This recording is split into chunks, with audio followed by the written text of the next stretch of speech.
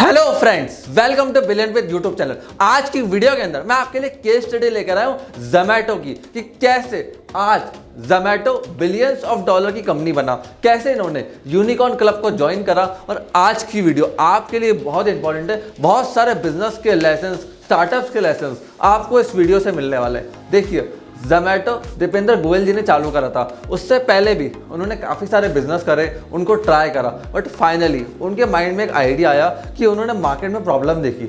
होता क्या था, लोग रेस्टोरेंट्स पे जाते थे, वहाँ जाके उनका टाइम खर्च होता था मेन्यू को चेक करने में, अच्छा फूड आइटम को फाइंड करने में। तो उन्होंने सोचा क्यों ना मैं एक ऐसा प्लेटफॉर्म बना दूं जहाँ पे मैं सारे रेस्टोरेंट के मेन्यू को अपलोड करना चालू करूं, कस्टमर को ऑनलाइन सर्च करना है। बाद में उन्होंने रिव्यू फीडबैक का ऑप्शन भी लगा दिया जिससे कस्टमर डिशेस का, आइटम्स का रिव्यू भी देख पाए।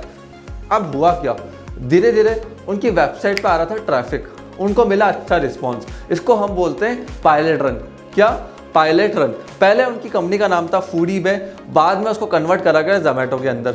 देखिए, पायलट रन होता क्या है, मार्केट में जाने से पहले आप सबसे पहले जो आप गुड्स और सर्विस ऑफर कर रहे हो ना, उसको चेक करते हो कि ये गुड्स और सर्विस सही है या नहीं है, क्या कस्टमर इस पर अच्छा रिस्पॉन्स देगा। अब देखिए उससे हुआ क्या, सबसे पहले उन्होंने रेस्टोरेंट के मेन्यूज़ को अपलोड करना चालू करा, बाद में उन्होंने रिव्यू एंड फीडबैक का ऑप्शन डाल दिया। उससे इनको फ़ायदा क्या मिला, जब इन्फोएज के फाउंडर ने जो थे संजीव बिखचंदानी, जब कंपनी के बारे में देखा, फूडीबे के बारे में देखा, तब उनको मालूम पड़ा इनके बारे में। उन्होंने तुरंत इनको ईमेल करा, दीपेंद्र गोयल जी से वो मिले और तुरंत इनको फंडिंग दे दी। सबसे पहले कंपनी का नाम था फूडीबे, बाद में इसको रीनेम करा गया जोमैटो में। इसका रीज़न मैं आपको समझा देता हूँ। रीज़न क्या था कि फूडीबे के एंड में था बे। संजय बिखचंदानी को लगा कि शुरुआत के अंदर अभी कोई नहीं आएगा, बट जब कंपनी फेमस हो जाएगी, कंपनी की वर्थ बढ़ेगी, बहुत सारे लोग कंपनी को जानने लगेंगे, तब उस समय ईबे इनके ऊपर केस फाइल कर सकता है ट्रेडमार्क के लिए। उसी के चलते शुरुआत में ही इन्होंने कंपनी को रीनेम करा और फाइनली जोमैटो का जन्म हुआ। जोमैटो एक कॉइन नेम है। कॉइन नेम वो नेम होते हैं जिन नेम्स का कोई मीनिंग नहीं होता है। Over the period of time marketing, branding करके इनका ब्रांड नेम डेवलप करा जाता है। तो ये भी काफ़ी फायदेमंद चीज़ रहती है। अगर आप किसी रेस्टोरेंट का बिजनेस कर रहे हो, कोई स्टार्टअप लॉन्च कर रहे हो, तो आप लोग अपने कंपनी या बिजनेस के लिए एक कॉइन नेम चूज कर सकते हो। अगर कॉइन नेम के बारे में आपको और जानना है तो इस नंबर के ऊपर कॉल कर सकते हो। मेरी टीम आपको मदद करेगी आपके बिजनेस, आपके स्टार्टअप का कॉइन नेम फाइंड आउट करने के लिए। इन्फोएज, जिसने शुरुआत के अंदर कंपनी में इनिशियल इन्वेस्टमेंट करी थी, आज उसी कंपनी ने 150 टाइम्स रिटर्न लिया है जोमैटो के आईपीओ से और उनको 15,000 करोड़ का रिटर्न मिला है पूरा। सोचिए, छोटा सा पैसा डालने पे 15,000 करोड़ रुपए का रिटर्न, कितना बड़ा रिटर्न होता है ये। अगर आप भी एक एंजल इन्वेस्टर है, बिजनेस में इन्वेस्ट करना चाहते हैं, अच्छे स्टार्टअप्स को ढूंढ रहे हैं अपना पैसा डालने के लिए, तो आप हमारी वेबसाइट बिलियन ब्रीथ को विजिट कर सकते हैं। वहाँ पे हमने हजारों स्टार्टअप्स को इस समय लिस्ट कर रखा है। तो आइए आगे बढ़ते हैं। अब बात करते हैं जोमैटो आखिर करना क्या चाहता था। अगर जोमैटो इतनी फंडिंग उठा रहा है, इतना पैसा बर्न कर रहा है, आखिर ये करना क्या चाहते हैं। देखिए, दीपेंद्र गोयल जी का सिर्फ एक मकसद था, वो था मार्केट प्लेस बनाना। क्या? मार्केट प्लेस बनाना। जितनी भी फंडिंग इन्होंने उठाई, पैसा इन्होंने उठाया ना, वो सारा पैसा इन्होंने बर्न करा है मार्केट प्लेस को डेवलप करने में। अब ये मार्केट प्लेस होती क्या, देखिए, जो नीचे के स्तर के लोग होते हैं ना, वो गुड्स और सर्विस बेच के पैसा कमाते हैं। ये लोग लिमिटेड पैसा कमाते हैं, लिमिटेड रीच होती है। बट जो बुद्धिमान लोग होते हैं, जो बिलियंस ऑफ डॉलर छाप के जाते हैं, वो लोग एक मार्केट प्लेस क्रिएट कर देते हैं। जैसे पेटीएम, ओला, ओयो, एयरबीएनबी, इन बड़ी बड़ी कंपनीज ने करा। देखिए, जोमैटो एक मोबाइल एप्लीकेशन है, एक वेबसाइट है। क्या है? एक मोबाइल एप्लीकेशन है ना, एक वेबसाइट। ना जोमैटो कोई रेस्टोरेंट ओन करता है, ना कोई फिजिकल स्पेस है। जोमैटो के ऊपर रेस्टोरेंट की लिस्टिंग है और अल्टीमेटली कंज्यूमर आता है, वहाँ से फूड ऑर्डर करता है और फूड रेस्टोरेंट से कस्टमर के घर तक जाता है। अब देखिए, आज के टाइम में जोमैटो के ऊपर 10 लाख से ज़्यादा रेस्टोरेंट रजिस्टर्ड है और इनके मिलियंस में कस्टमर है। इवन प्ले स्टोर के ऊपर जोमैटो के इस समय 100 मिलियन ऐप डाउनलोड्स हो चुके हैं अभी तक। इन्होंने क्या मार्केट प्लेस बना दी। अब ये बीच में बैठे हुए, ना इनको रेस्टोरेंट देखना है, ना रेस्टोरेंट का बिजनेस देखना है। इनको एक चीज़ देखनी है कि कस्टमर आ रहा है और रेस्टोरेंट हमारे प्लेटफॉर्म पे आ रहे हैं। हर ट्रांजैक्शन पे जोमैटो पैसा बनाता है। अगर आपको बिलियंस डॉलर बनाने ना, तो आप मार्केट प्लेस बनाओ। फेसबुक, इंस्टाग्राम, लिंक्डइन, किसी भी बड़ी कंपनी को देखो जो आज के टाइम में बहुत तेज़ी से एक्सपेंशन कर रही है। इवन फ्लिपकार्ट, अमेजॉन, ये सारी कंपनियाँ क्या हैं? ये एक मार्केट प्लेस है। क्या है? Market place. एक बार आपने अच्छा मार्केट प्लेस बना दिया, उसके बाद आप इजीली स्केल कर सकते हो। इनको asset light fly light model भी बोलते हैं, क्योंकि देखिए मार्केट प्लेस बनाने में वन टाइम कॉस्टिंग आती है, या आपको एक बार टेक टीम को हायर करना है, उसके बाद आप इजीली स्केल कर सकते हो। अब क्या जोमेटो हर ऑर्डर में पैसा कमाता है? जो डिस्काउंट देता है जोमेटो, वो कहाँ से दे रहा है, वो पैसा कहाँ से बर्न हो रहा है? देखिए मैं आपको समझाता हूँ कि जोमेटो ने पैसा कैसे बनाया, कैसे ये कंपनी ग्रो करी, और क्यों ग्लोबल इन्वेस्टर्स ने आके जोमेटो के अंदर पैसा डाला। शुरुआत के अंदर जोमेटो ने क्या बुद्धि लगाई, उन्होंने देखा कि रेस्टोरेंट पे अगर 100 रुपये की डिश है तो मैं प्लेटफॉर्म पे इसके 15-20 रुपये बढ़ा के लिस्ट करता हूँ। सारे रेस्टोरेंट्स ओनर्स रेडी हो गए। अब वहाँ से क्या हुआ, 100 रुपये की डिश 115 रुपये की हो गई। उसके बाद इन्होंने रेस्टोरेंट वालों से बात करी, उनको समझाया कि देखिए डाइन इन में बंदा महंगा पड़ता है। क्यों?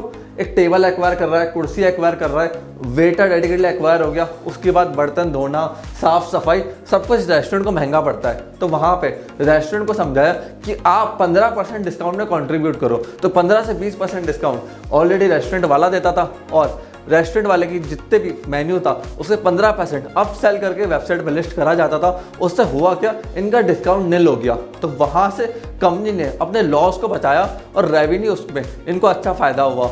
बट तो ये पैसा बर्न का हो रहा है। अगर वहाँ पे इन्होंने अपनी कॉस्टिंग को जीरो करा, पैसों को बचाया, तो वो पैसा बर्न हो कर रहा है। देखिए इनका पैसा है ना 3 जगह पे बर्न हो रहा है। सबसे पहली चीज़ जो डिलीवरी बॉय की सैलरी थी, क्योंकि देखिए अगर जोमेटो के पास 5 डिलीवरी बॉय एक एरिया के अंदर और किसी दिन बहुत ज़्यादा डिमांड आ गई, कस्टमर को डिलीवरी नहीं हो पाई, तो वो स्विगी पे स्विच मारेगा या जोमेटो को छोड़ देगा कि यार कई बार तो इस पर डिलीवरी होती ही नहीं है, डिलीवरी बॉय फ्री नहीं होते।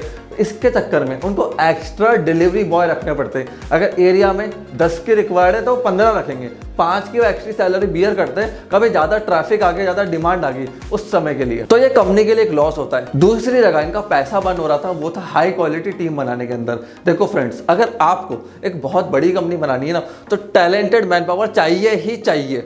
टैलेंट नहीं होगा, टेक टीम नहीं होगी, तो स्टार्टअप स्केल नहीं हो सकता। इस चीज़ को माइंड के अंदर रजिस्टर्ड कर लो, मैं पक्का बता रहा हूँ। अगर अच्छी क्वालिटी का टैलेंट नहीं लाओगे तो स्केल नहीं कर पाओगे। अब उस टैलेंट को लाने के लिए स्टार्टअप के अंदर बहुत ज़्यादा प्रीमियम बांटना पड़ता है, क्योंकि देखिए वो इन्फोसिस, विप्रो, रिलायंस, टाटा स्टेबल कंपनी है, वहाँ बंदा 80 लाख में सही है।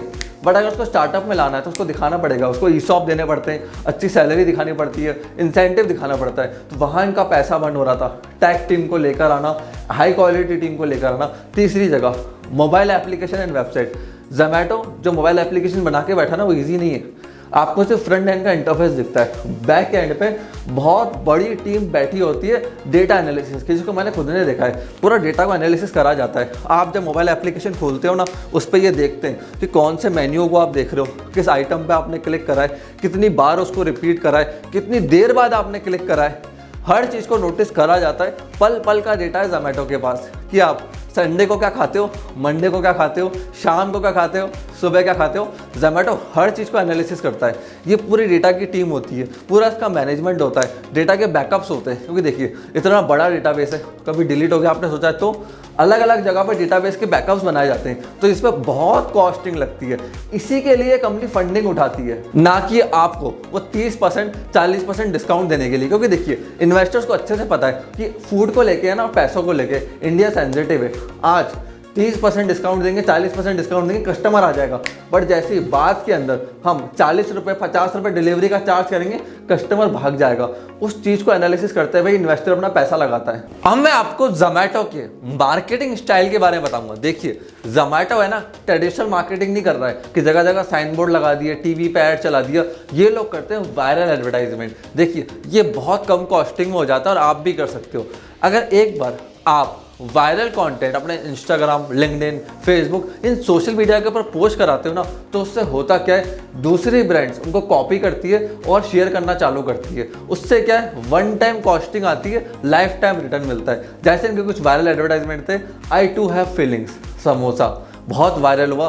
काफ़ी सारे बड़े बड़े जो इंस्टाग्राम के और पेजेस थे ना, उन्होंने इसको रिपोस्ट करा। इससे जोमेटो को उनको पैसा पे नहीं करना पड़ा। जोमेटो ने एक अच्छा बंदा हायर करा जो उनके लिए कंटेंट लिखता है और उससे उनको मिलता है आउटपुट। कंटेंट अपने आप वायरल हो जाता है, ब्रांड अपने आप वायरल होती है। जैसे रिसेंटली आलिया भट्ट और रणवीर की मैरिज हुई थी, अब उसके अंदर भी इन्होंने एक बहुत अच्छा अपना मैसेज पोस्ट करा सोशल मीडिया के ऊपर। इस मैसेज को देखिए, कितना अच्छा मैसेज इन्होंने पोस्ट करा है आलिया भट्ट एंड रणवीर की मैरिज के बाद। उससे हुआ क्या, ये पोस्ट हो गया वायरल, हर अकाउंट इसको पोस्ट करने लगा, तो फ्री में इनको रीच मिल रही है। आप भी अपने बिजनेस के अंदर इंप्लीमेंट कर सकते हो। एक कंटेंट राइटर फ्रीलांस बेसिस पे रखो, पर डे 2 कंटेंट का उसको टारगेट दो कि 2 कंटेंट तो को बहुत क्वालिटी अच्छे बनाने जो वायरल हो सके मेरी कंपनी के हिसाब से। अब देखिए महीने के वो 60 पोस्ट बना रहा है, 20 से 25 हज़ार रुपये आप उसको पे कर रहे हो। बट अगर आपका कंटेंट वायरल हो रहा है, दूसरे लोग शेयर कर रहे हैं, लाइक कर रहे हैं, उससे आपकी कंपनी को कितना रीच मिल रहा है उसके बारे में एक बार सोचो। तो ये काफ़ी फायदा रहा एडवर्टाइजमेंट का जो उन्होंने इनोवेटिव वे से करी। अब बात करते हैं जोमेटो के रेवेन्यू सोर्स की कि पैसा कहाँ से आता है। पैसा ही तो सबसे इंपॉर्टेंट चीज़ है। देखिए 2018 के अंदर जोमेटो ने 500 करोड़ का रेवेन्यू करा, 2020 के अंदर इनके रेवेन्यू 2600 करोड़ तक चले गए। अब इनके लॉसेस भी बढ़े, 2018 में इनके लॉसेस थे 107 करोड़, जहां इनका रेवेन्यू था 500 करोड़ का, वहां इनके लॉसेस थे 107 करोड़। और जब 2020 के अंदर इनका रेवेन्यू हो गया 2600 करोड़ का, वहां इनके लॉसेस बढ़ के हो गए 2400 करोड़।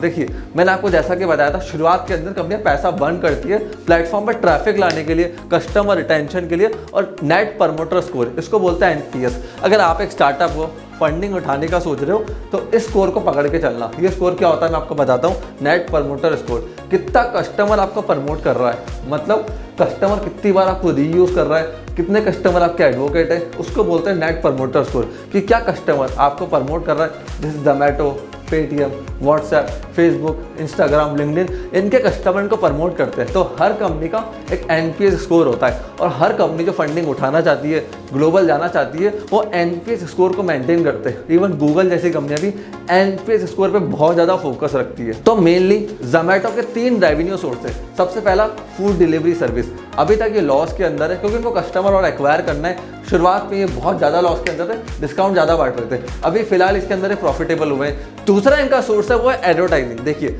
हजारों रेस्टोरेंट्स लिस्ट हो रहे हैं। अब कस्टमर कौन से रेस्टोरेंट को देखेगा, जो टॉप 10 टॉप 20 के अंदर है, तो हर रेस्टोरेंट को मार्केटिंग करनी पड़ती है, प्लेटफॉर्म के ऊपर ऐड चलाने पड़ता है। प्लेटफॉर्म किसका, जोमेटो का। रेस्टोरेंट पे कर रहा है ऊपर आने के लिए, तो पैसा पूरा कौन रख रहा है, जोमेटो। उसमें कोई कैश बर्न नहीं है, डिजिटल डिलीवरी है, वहाँ पैसा बनाते हैं ये लोग। एड्स जो प्लेटफॉर्म के ऊपर रन हो रहे हैं। तीसरी जगह बिजनेस कंसल्टेंसी सर्विसेज, जो इनका बहुत अच्छा चल रहा है। देखिए इस समय जोमेटो के पास डेटा है, उसको पता है आपको रात को कब भूख लगती है, सैटरडे को क्या खाना पसंद है, नॉर्थ दिल्ली के अंदर सबसे ज़्यादा क्या बिकता है, साउथ दिल्ली में क्या बिकता है, राजस्थान में क्या बिकता है, कोल्ड कॉफ़ी का प्राइस 100 रुपये रखना है, 120 रुपये रखना है, कहाँ ज़्यादा बिकेगी, हर चीज़ जोमेटो को पता है। कस्टमर के डेटा को एनालिसिस कर रहे हैं बैक एंड के ऊपर बैठ के, उससे ये कंसल्टिंग सर्विसेज डेटा सेल करते हैं डोमिनोज, पिज़्ज़ा हट, मैकडॉनल्ड्स, जितने भी फूड के बड़े ब्रांड्स हैं उनको, जिनसे वो एनालिसिस कर पाते हैं कि मार्केट में हमें नेक्स्ट प्रोडक्ट क्या लॉन्च करना है। तो फ्रेंड्स ये था जोमेटो का पूरा बिजनेस मॉडल कि जोमेटो कैसे पैसा बना रहा है। क्योंकि शुरुआत में इन्वेस्टर्स ने कैश बर्न करा और आज जोमेटो तेजी से ग्रो कर रहा है। फ्रेंड्स अगर आप एक स्टार्टअप है, इन्वेस्टर है और बिजनेस अपॉर्चुनिटी केस स्टडीज को एक्सप्लोर करना चाहते हैं तो वीडियो को तुरंत लाइक करिए, चैनल को सब्सक्राइब करो और हमारी वेबसाइट बिलियनप्रीज को जाकर विजिट करो। वहाँ पे इस समय हजारों एंजल इन्वेस्टर्स, स्टार्टअप्स, फ्रेंचाइजर्स हम लिस्ट कर चुके, उस नेटवर्क का आप हिस्सा बन सकते हो। तुरंत हमारी वेबसाइट को विजिट करिए और खुद को रजिस्टर्ड करिए। सो फ्रेंड्स आपने इस वीडियो को यहाँ तक देखा, हम लोगों के इतना सपोर्ट दिया उसके लिए धन्यवाद।